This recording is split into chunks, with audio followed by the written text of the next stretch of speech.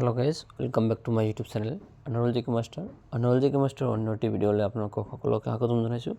আজি দেখাম আপোনালোকক আৰু কেইটামান ৰাজ্যৰ মুখ্যমন্ত্ৰীৰ নাম।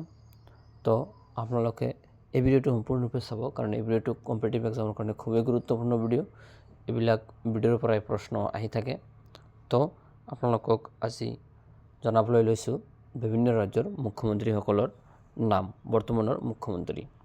তো আজি দেখাম আপোনালোকক কেইটামান ৰাজ্যৰ মুখ্যমন্ত্ৰীৰ নাম। তো ভিডিঅ'টো প্ৰথমৰ পৰা শেষলৈকে চাব, অকণো স্কিপ নকৰাকৈ চাব। তো ভিডিঅ'টো বেছি দীঘলীয়া নকৰি বলক ভিডিঅ'টো আৰম্ভ কৰোঁ। তামিলনাডুৰ বৰ্তমানৰ মুখ্যমন্ত্ৰীখন M K Stalin. M K Stalin কি হৈছে? তামিলনাডুৰ বৰ্তমানৰ মুখ্যমন্ত্ৰী হিচাপে নিয়োজিত হৈ আছে।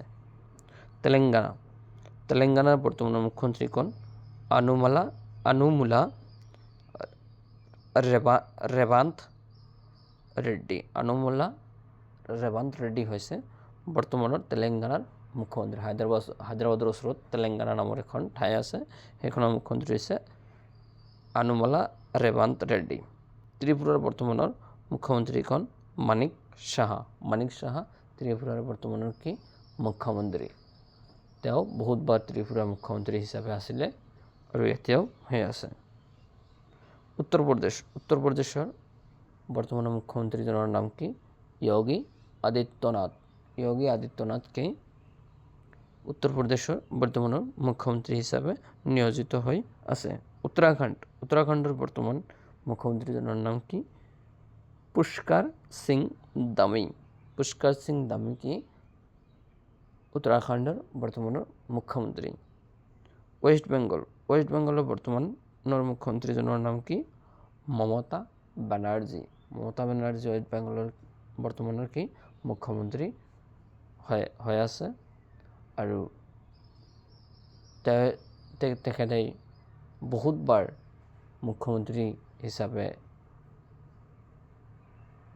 ৱেষ্ট বেংগলৰ মুখ্যমন্ত্ৰী হিচাপে আছিল আৰু এতিয়াও হৈ আছে।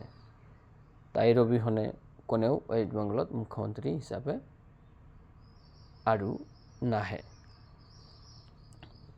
আৰু এটা কাৰেণ্ট প্ৰশ্ন হ'ল যে বৰ্তমানৰ আপোনালোকৰ কাৰণে এইটো দিছোঁ, বৰ্তমানৰ দিল্লীৰ মুখ্যমন্ত্ৰী কোন হ'ব?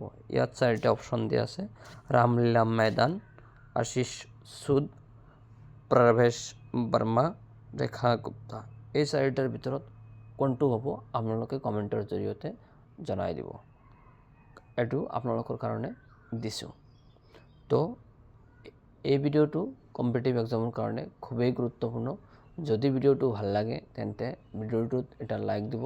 কেনেকুৱা হৈছে আপোনালোকৰ মতামত কমেণ্টৰ জৰিয়তে জনাই দিব আৰু বেছিকৈ বন্ধু বান্ধৱীসকলৰ মাজত ভিডিঅ'টো শ্বেয়াৰ কৰি দিব, যাতে নিজেও তৈয়াৰ কৰাৰ উপৰিও অন্য এজনো কি তৈয়াৰী হ'ব পাৰে। সেইকাৰণে এই ভিডিঅ'টো বেছিকৈ বন্ধু বান্ধৱীসকলৰ মাজত শ্বেয়াৰ কৰি দিব।